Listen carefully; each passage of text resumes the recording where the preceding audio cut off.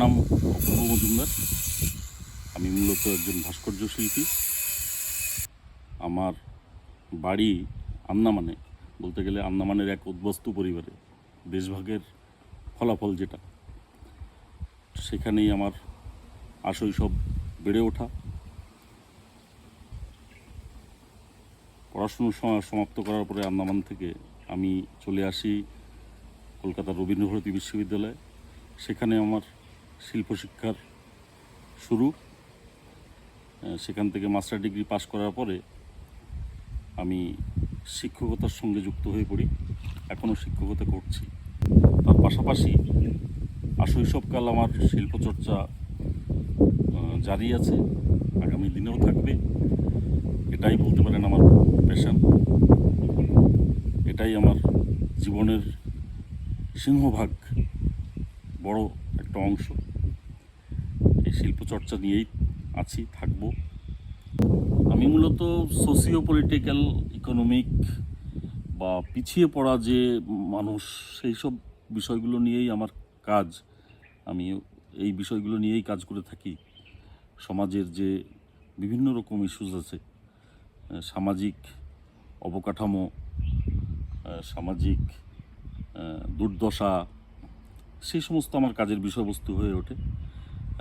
অবশ্যই contemporary artist হিসেবে একটা কন্টেম্পোরারি লেন্সের ভেতর থেকেই আমি দেখি আমার কাজের কম্পোজিশনগুলো সেইভাবে উঠে আসে। বিষয়বস্তু এই মুহূর্তে আমি পাথরে কাজ করছি। অ্যাকচুয়ালি ল্যাটেরাইট পাথর। ল্যাটেরাইট একটা এমন পাথর যার একটা নিজস্ব টেক্সচার আছে। তো সেই টেক্সচারটাকে আমার বিষয়ের সঙ্গে খুব ওতপ্রোতভাবে আমি মেলাতে পারি। তো আজ সেই বিষয় নিয়েই কাজ করছি। আমার কাজের মধ্যে উঠে আসে দেশভাগ, ছিন্নমূল উদ্বাস্তু মানুষদের কথা। এই শিল্পশিক্ষার পাঠ নিতে এসেছিলাম অবশ্যই সবার প্রথম বাবা মায়ের আশীর্বাদ নিয়ে। আসি এই অথৈ সাগরে সাঁতার কাটার জন্য। তারপর আমি দুজন মহান শিল্পী, দুজন মহান মানুষ আমি বলবো আমার জীবনে, তাদেরকে পেয়েছি আমার গুরু হিসেবে। একজন মানিক তালুকদার, দ্বিতীয়জন সন্দীপ চক্রবর্তী।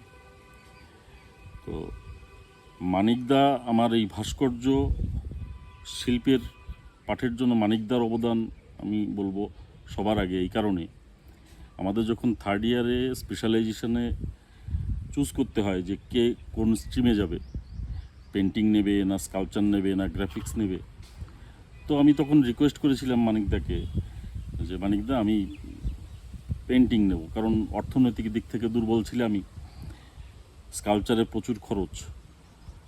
তো আমি বললাম, মানিকদা বলছে, মানিকদা একটু স্ট্যামারিং ছিল মানিকদার কথাবার্তায়। তো মানিকদা বলছেন যে না, তো তোমাকে আমি স্কাল্পচারই দেবো।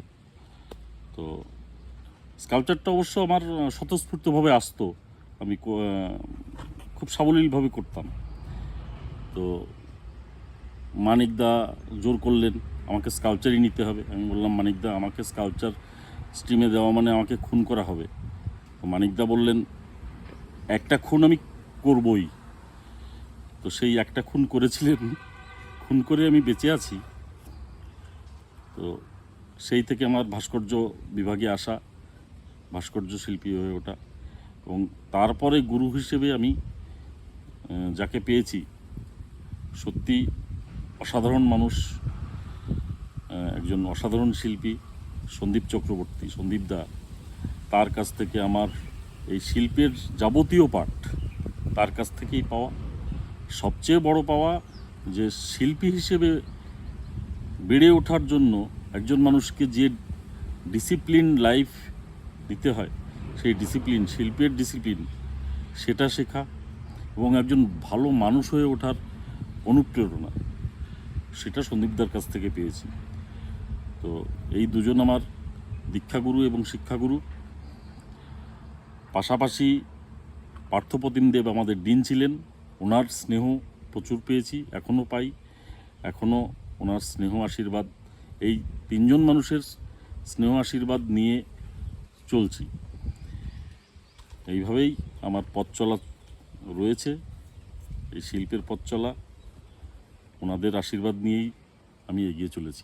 আমি নতুন প্রজন্মের জন্য এটুকুই বলতে পারি, যেটা আমি আমার গুরুদের কাছ থেকে শিক্ষা পেয়েছি, যে একজন শিল্পী হয়ে উঠতে গেলে সবার আগে চাই ডিসিপ্লিন এবং ভালো মানুষ হয়ে ওঠা। ভালো মানুষ না হলে ভালো শিল্পী হওয়া যায় না, এটা আমার উপলব্ধি। তো শিল্পী হয়ে ওঠার আগে ভালো মানুষ হতে হবে, একজন সংবেদনশীল মানুষ হয়ে উঠতে হবে, এটাই আমার বক্তব্য। তার পাশাপাশি আমরা যখন আর্ট কলেজ থেকে বের হই, শিল্পের ময়দানে নেমে পড়ি, আমাদের চোখে অনেক স্বপ্ন থাকে। আমরা তখন শিল্পের ময়দানে নেমে কি করব ভেবে উঠতে পারি না। তো এই সাধনায় লেগে থাকতে হবে, সাধনায় বিচ্যুত হলে চলবে না। যেমন করে হোক আঁকড়ে ধরে থাকতে হবে। একদিন না একদিন এই সাধনা রেসপন্স করবেই, সে আজ হোক বা কাল করবেই, তবে লেগে থাকতে হবে। এটুকুই বলা নতুন প্রজন্মের। হারলে চলবে না, ভেঙে পড়লে চলবে না, হতাশ হলে চলবে না। এটুকুই। ধন্যবাদ।